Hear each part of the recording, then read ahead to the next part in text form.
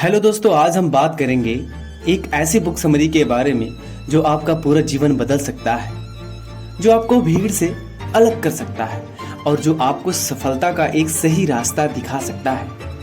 उस book summary का नाम है द 8th हैबिट। इस बुक समरी की सहायता से आप अपनी क्रिएटिविटीज को बाहर ला सकते हैं और आप सीखेंगे कि बिजनेस को बड़ा करने का तरीका क्या होता है। तो चलिए इस बुक समरी को शुरू करते हैं। The 8th habit book summary उन लोगों के लिए है जो कोशिश करने पर भी कामयाबी हासिल नहीं कर पा रहे हैं और उन लोगों के लिए है जो अपने कर्मचारियों के अंदर की क्रिएटिविटी को बाहर लाना चाहते हैं, और ऐसे लोगों के लिए यह बुक समरी जो अपनी कंपनी को आगे ले जाना चाहते हैं और बिजनेस को बड़ा करना चाहते हैं। तो चलिए इस बुक समरी को शुरू करते हैं। तो स्वागत है आपका कॉन्कर दुनिया पे और मेरा नाम है दिलीप कुमार। यह किताब आपको क्यों पढ़नी चाहिए?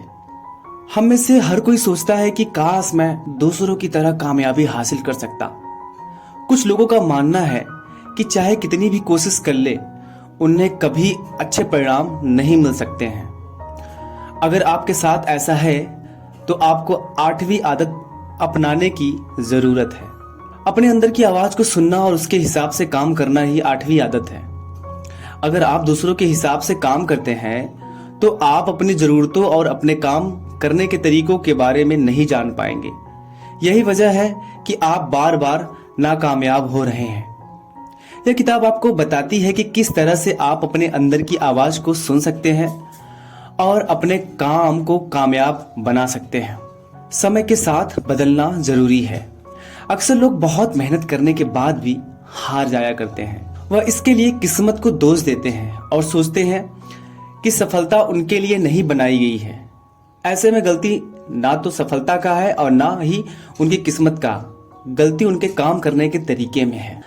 आज हम इंफॉर्मेशन की दुनिया में जी रहे हैं। इस दुनिया में बहुत तेजी से बदलाव आ रहे हैं। जो लोग इस जमाने में नए आइडियाज लेकर आ रहे हैं वे लोग सफल हो रहे हैं, लेकिन जो लोग पुराने तरीके अपना रहे हैं वह हमेशा ही नाकामयाब होते हैं। इंफॉर्मेशन की दुनिया इंडस्ट्री की दुनिया की वारिस है। यहाँ अगर आप अपने अंदर की काबिलियत बाहर न लाकर किसी दूसरे तरीके से या किसी पुराने तरीके के हिसाब से काम करेंगे तो आप असफल हो जाएंगे। इसलिए जरूरी है कि आप अपने अंदर की क्रिएटिविटी को बाहर ले आइए। अगर आप कामयाब होना चाहते हैं तो आपको अपने अंदर की आवाज सुननी होगी। इसके लिए आपको अपने कर्मचारियों के अंदर की क्रिएटिविटी को बाहर लाने की कोशिश करनी चाहिए। हम सभी के पास आजादी है जो हमारी सबसे बड़ी ताकत है। कुछ लोग अपने रोज के काम और अपनी जरूरतों में इतने उलझे हुए हैं कि वे भूल जाते हैं कि उनके पास आजादी की ताकत है। उनके पास हर वह काम करने की आजादी है जो कानूनी तौर पर सही है, लेकिन फिर भी कुछ लोग इसका इस्तेमाल नहीं कर रहे हैं, जिससे उनकी परेशानी बढ़ती जा रही है। हम अपने हालात को काबू नहीं कर सकते, लेकिन बुरे हालात में हम यह फैसला कर सकते हैं कि हमें क्या करना है। अगर कोई आपसे बड़ा है और आपसे बदतमीजी कर रहा है तो आप उसके खिलाफ कुछ भी कर सकते हैं। वह हिम्मत आपके अंदर छुपी हुई है और आप उसे बाहर लाने के लिए आजाद हैं। आजादी के अलावा हमें बुद्धि नाम की एक और ताकत मिली है जिसका इस्तेमाल हम पूरी तरह से नहीं कर रहे हैं। आजादी एक हद तक सीमित है, लेकिन बुद्धि की कोई सीमा नहीं है।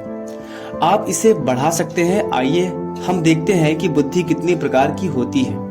तो सबसे पहले है शारीरिक बुद्धि, जिसको हम फिजिकल इंटेलिजेंस के नाम से जानते हैं। यह बुद्धि हमारे शरीर के उन कामों से ताल्लुक रखता है जो हमारे ध्यान दिए बगैर भी होते रहते हैं। इसका एक उदाहरण है हमारा चलना। दूसरा है मानसिक बुद्धि, जिसको हम मेंटल इंटेलिजेंस के नाम से भी जानते हैं। यह बुद्धि हमारे सोचने समझने की क्षमता से मतलब रखता है।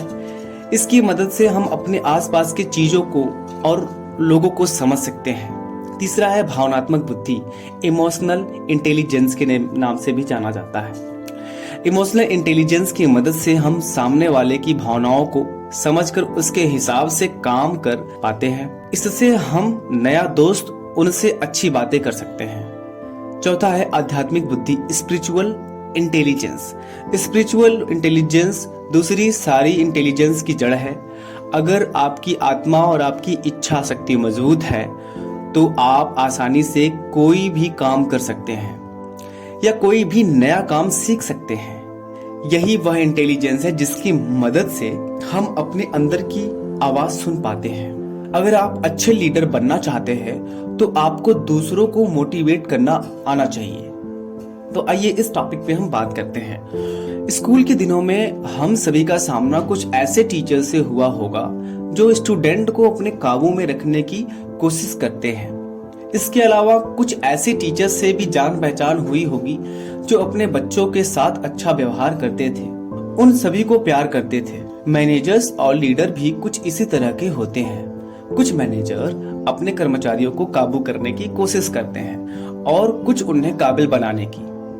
अगर आप एक अच्छा लीडर बनना चाहते हैं तो आपको अपने कर्मचारियों को काबिल बनाने की कोशिश करनी होगी। सबसे पहले आपको सोचना होगा कि आप अपने कर्मचारियों को जगाने के लिए और सही दिशा में लाने के लिए क्या करना होगा। फिर आप उस काम को सबसे पहले खुद कीजिए और उन्हें एक एग्जाम्पल दीजिए जिससे वे आपकी तरह बनने की कोशिश करें। इसके अलावा आप उनमें समय समय पर जोश भरते रहिए जिससे वह अनुशासन में रह सके। इसके अलावा आपको अपनी कंपनी के अंदर 4 उन इंटेलिजेंस को भी डालना होगा। आप अपनी कंपनी को एक व्यक्ति मानकर चलिए जिसके पास एक शरीर है। शरीर के पूरी तरह से काम करने के लिए उसका हर एक भाग पूरी तरह से ठीक होना चाहिए। अगर आपके शरीर और आपके दिमाग के बीच का संबंध अच्छा नहीं है, अपने शरीर से अपने मन का काम नहीं करवा पाएंगे। इसलिए जरूरी है कि आप अपने कर्मचारियों को एक दूसरे से बात करने के लिए मोटिवेट करें। हालात को बदलने का इंतजार मत करिए, उसे बदलने की कोशिश कीजिए। आइए इस टॉपिक पे हम लोग बात करें। घर में छुपकर बारिश थम जाने का इंतजार करना जिंदगी नहीं है। भीगने का मजा लेकर अपने काम पर जाना जिंदगी है। मुश्किल हर वक्त अपने साथ रहेगी, लेकिन इसका मतलब यह नहीं है कि आप अपने घर में छुपकर बुरे वक्त के गुजरने का इंतजार करें। आप हालात को काबू नहीं कर सकते, पर अपने हालात को बदलने की कोशिश कर सकते हैं। सबसे पहले आपको अपने काम की जिम्मेदारी उठानी होगी और आपको यह तय करना होगा कि चाहे कुछ भी हो आप वह काम करेंगे। कभी कभी ऐसा हो सकता है कि आप बेसहारा और कमजोर महसूस करें, लेकिन उस हालात में आप कुछ ना कुछ जरूर कर सकते हैं। मान लीजिए कि आपके बॉस आपके साथ अच्छा व्यवहार नहीं कर रहे हैं। आप अपनी नौकरी से हाथ नहीं धोना चाहते हैं, इसलिए आप उनके खराब व्यवहार के लिए कुछ भी नहीं कर रहे हैं। लेकिन इसके अलावा आप सीधे जाकर उनसे बात कर सकते हैं। इसके लिए आपको अपनी जिम्मेदारी उठानी होगी। आपको यह समझना होगा कि आपके पास हर वह ताकत है जिसे आप अपने हालात को बदल सकते हैं। लेकिन कभी कभी हालात हमारे काबू में बिल्कुल नहीं रहते और हम उन्हें सुधारने के लिए कुछ भी नहीं कर पाते। ऐसे में आपके पास आजादी है कि आप अपना हौसला टूटने ना दें। मुश्किल वक्त से गुजरने के बाद आप और भी ताकतवर हो जाएंगे, लेकिन अगर आप हार मान लेंगे तो आप जहां हैं वहीं रह जाएंगे और आप कभी अपने हालात को नहीं बदल पाएंगे। अपने काम में कामयाबी हासिल करने के लिए आपको लोगों का भरोसा जीतना होगा। आइए इस टॉपिक पे हम लोग बात करते हैं। कामयाबी हासिल करने के लिए जितना जरूरी आपका हुनर है, उतना ही जरूरी दूसरों से आपके संबंध। अगर आप दूसरों का भरोसा नहीं जीत पाएंगे तो आप शायद ही कामयाब हो सकते हैं। सबसे पहले आपको दूसरों का भरोसा जीतना आना चाहिए। इसके लिए सबसे पहले आपको अपने वादों को पूरा करना होगा। अगर आप किसी से कोई काम करने के लिए कहते हैं तो कोशिश कीजिए कि आप अपने काम से उस व्यक्ति को खुश कर सके। जब आप किसी से वादा करते हैं तो आप उसके अंदर एक आशा जगाते हैं और आप वादा पूरा करते हैं तो आप उसका भरोसा जीत जाते हैं। इसके बाद आप शब्दों का इस्तेमाल करना सीखिए। आपको पता होना चाहिए कि कब आपको थैंक यू कहना है और कब आपको प्लीज कहना है। इससे लोग आपके बारे में अच्छा सोचेंगे। इसके अलावा आपको माफी मांगना भी आनी चाहिए। अगर आपसे अनजाने में कोई भूल हो जाती है तो माफी मांगने से खोया हुआ विश्वास कुछ हद तक लौट आता है। लेकिन आपको भी दूसरों पर भरोसा करना होगा। आप दूसरों पर भरोसा करेंगे तो उनकी काबिलियत पर भरोसा करेंगे और उनकी कामयाबी के लिए उनको मुबारकबाद देंगे। इससे वह भी आप पर भरोसा करना स्टार्ट कर देंगे। भरोसे से आप अपने रिश्तों को काफी मजबूत बना सकते हैं। अगर लोग आपके काम पर और आप पर भरोसा करेंगे तो इससे आपका काफी हद तक फायदा होगा। समझौता करना कभी कभी अच्छा होता है। इस दुनिया में जितने तरह के लोग हैं उतनी तरह की सोच भी है। ऐसे में किसी से मतभेद होना आम बात है। हम सभी के लिए अलग अलग बातें मायने रखते हैं और हम सभी अलग अलग तरह से सोचते हैं। तो अगर आपका किसी से मतभेद, तो आपको क्या करना चाहिए? सबसे पहले आपको यह समझना होगा कि सामने वाला क्या सोच रहा है और उसके ऐसा सोचने की वजह क्या है। इसलिए आपको उसे सुनने की कोशिश करनी चाहिए। अगर आप ध्यान से उसकी बातों को सुने तो शायद आपको उसकी बात या उसका आइडिया अपने आइडिया से ज्यादा बेहतर लगे, या शायद आप दोनों आपस में बात करके कोई नया और ज्यादा बेहतर आइडिया सोच सके। लेकिन एक दूसरे से बहस करना समस्या का समाधान नहीं है। समझौता करने के लिए आपको सबसे पहले यह समझ लेना चाहिए कि मतभेद किस वजह से होती है। सोच में अंतर। तो अगर आप सामने वाले की आंखों से चीजें को देखने की कोशिश करेंगे तो आप उन्हें अच्छे से समझ पाएंगे। इसके अलावा अगर आप उसकी बात को सुनेंगे तो वह भी आपकी बात सुनेगा और समझने की कोशिश करेगा। जब आप दोनों लोग अपने अपने विचारों को एक दूसरे के सामने रखेंगे तो आप समझेंगे कि हालात के हिसाब से क्या बेहतर काम कर सकता है। इससे आपके फैसले पहले से बेहतर होंगे और आपके बीच का रिश्ता भी मजबूत होगा। दूसरी तरफ अगर आप बहस करेंगे तो शायद उसका कोई नतीजा ना निकले। आप जबरदस्ती अपनी बात मनवाने की कोशिश करेंगे तो अच्छी बात नहीं है। इसके अलावा इससे आपके रिश्ते भी बिगड़ सकते हैं। अपने कर्मचारियों को कंपनी के उसूलों के बारे में बताइए। अगर आपकी कंपनी में कोई वसूल नहीं है तो आपकी कंपनी खतरे में है। सबसे पहले आपको अपने कर्मचारियों को अपने वसूलों के बारे में बताना होगा, जिससे वह उन उसूलों के हिसाब से एक दिशा में काम कर सके। ऐसे में यह आपका काम है कि आप सभी के साथ एक जैसा व्यवहार करें, जिससे कोई अपने को आपको किसी से कम ना समझे। आप अपने कर्मचारियों को उनके काम के लिए फीडबैक देते रहिए। इससे एक दूसरे से मिलजुल कर काम करना सीख सके और साथ ही अपने काम को बेहतर बना सके। अगर आपके किसी कर्मचारी से कोई गलती हो जाती है तो आप उसे इसके लिए डांटिए मत। उसे अपनी गलती सुधारने का एक मौका दीजिए और साथ में बताइए कि उसे अपना काम सुधारने के लिए क्या करना चाहिए। इसके लिए आप महीने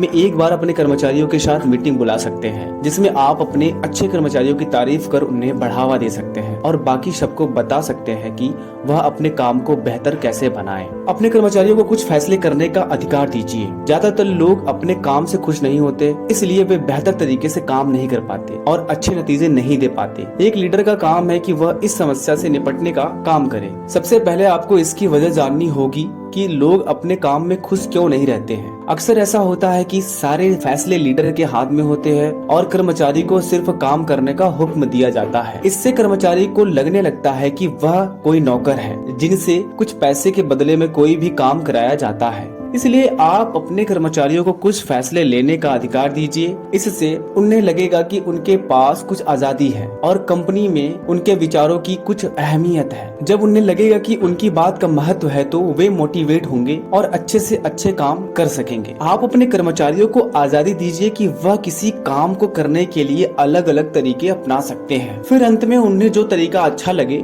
वह उस तरीके से अपना काम कर सकते हैं। दूसरी तरफ अगर आप उन्हें अपने तरीके से काम करने को मजबूर करेंगे तो अंदर की प्रेरणा खत्म हो जाएगी और अच्छे से अच्छे काम नहीं कर पाएंगे। इस तरह से काम करने पर आपके कर्मचारी अपने अंदर की आवाज को सुन पाएंगे और अपनी क्रिएटिविटी को बाहर लाएंगे। अगर आप उन्हें अपने काम के करने के तरीके के हिसाब से काम करने को मजबूर करेंगे तो उनके अपने तरीके मर जाएंगे। फिर वो एक रोबोट की तरह बन जाएंगे जो सिर्फ सिखाए गए तरीकों के हिसाब से काम करेंगे और कुछ नया नहीं सोच पाएंगे। तो फाइनली समय हो गया है कंक्लूजन्स का। अपने अंदर की आवाज पहचानना एक कला है जिसे हर कोई सीख सकता है। इसकी मदद से आप अपने अंदर की कला को बाहर ला सकते हैं। दूसरों को भरोसा कर और दूसरों की बातों से उनके विचारों को समझकर हम काफी हद तक अपना फायदा करा सकते हैं। अपने कर्मचारियों को थोड़ी आजादी और थोड़ी पावर दे। ऐसा करके हम उनके अंदर की आवाज को जगाकर अपनी कंपनी को नई ऊंचाइयों पर ले जा सकते हैं। अपने कर्मचारियों को पावर दीजिए कि एक लीडर होने के नाते आपका फर्ज बनता है कि आप अपने कर्मचारियों को पहले से बेहतर बनने के लिए हर काम करें। इसके लिए आप उन्हें फैसले लेने का हक दीजिए। आप उन्हें बेहतर तरीके से समझने की कोशिश कीजिए जिससे आप उन्हें समझ सके और अपनी कंपनी के लोगों के बीच अच्छे संबंध बना सके। मुझे आशा है कि आपको यह बुक समरी बहुत पसंद आई होगी और आपको इससे कुछ नया सीखने को मिला होगा। तो अगर आपको लग रहा होगा कि कंटेंट में बहुत वैल्यू है, तो आप अपने दोस्तों और परिवारों के साथ जरूर शेयर करिए। तो फाइनली इस बुक समरी को कंप्लीट करने के लिए बहुत बहुत बधाई हो, क्योंकि ऐसे बहुत कम लोग होते हैं जो हिंदी बुक समरी पर या बुक समरी पर अपना टाइम स्पेंड करते हैं।